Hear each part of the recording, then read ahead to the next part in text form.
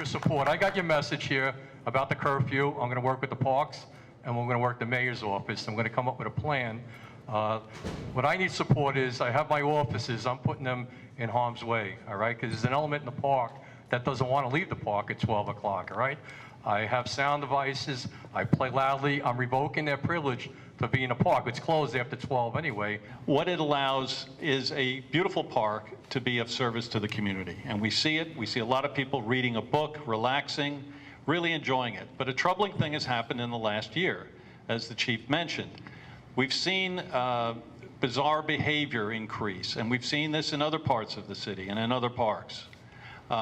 We've seen, you name it, you know it just as well as I do, the guys doing the donuts and the loud noise on the motorcycles and everything. We've seen people come into the park that way.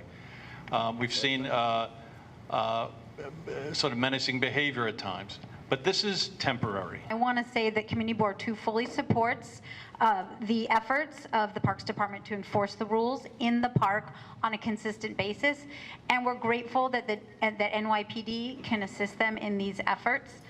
The key to this is consistency. When you want to go to bed, you want some peace and quiet. And I would guarantee you that everybody who comes to Washington Square Park with this amplification, if we got amplifiers and went outside of their houses at 5 or 6 in the morning, when they were done partying, they wouldn't like it either.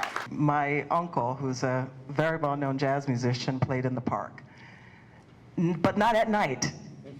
Not at night when we're trying to sleep.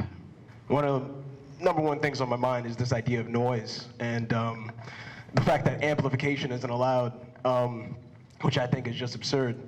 If there was, it's not really a problem with amplification that I'm hearing from people. It's a noise problem.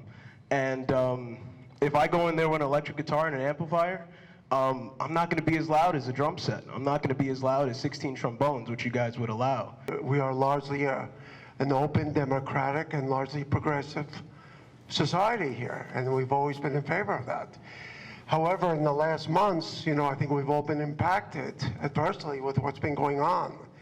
And I think we all are wondering what can be done about it. And that's why more than ever now, we need to support our law enforcement officials. When the curfew is imposed, if that moves forward, it's really the spillover to the side streets, because those people need to go somewhere. And the building that I live in was attacked and glass was shattered, a tenant was chased, it's all of that. But the point is that they need to go somewhere. So it's in the thought process of the planning of the curfew, what is the thinking behind what's the overspill and how that's being addressed?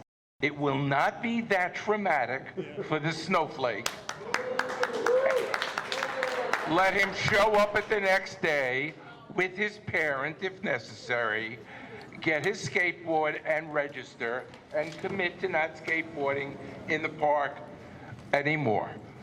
What happened at the end of Gay Pride last year was completely a result of police overreaction. And one of the things that has not happened for the last 3 or 4 years is the amplification in the park of individual musicians drowning all the folk guitars out has never been addressed. The police are going to do the best they can to make this a good neighborhood, keep it a good neighborhood. But the people who live here need to be supported by allowing themselves to have a good quality of life. The New York City Police Department, we're ready to come back. We're ready to protect you.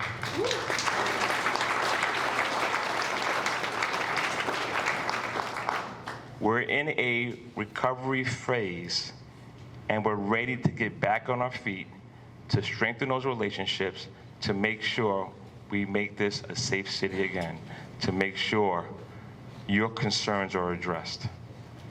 And that's the premise of why we're here. We like for everyone to voluntarily comply with us, but that doesn't always work out. That's not always the case. When we first had people pushed out of the park, we actually moved them from the park. Some of the people that spilled out, we didn't just stop there. We continued trying to disperse the disorderly group that was throwing bottles at us and hurting my officers.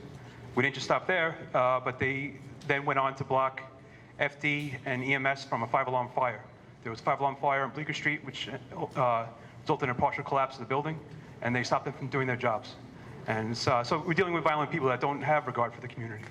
And so that's not everyone, that's a minority. It's a very small minority of people that we're dealing with. But it is an element that we have to consider. And again, I ask you, you have to consider what do you want the police to do when people say no and they don't listen. The church has been incredibly generous with their space.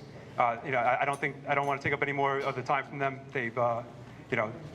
I thank you all for coming tonight.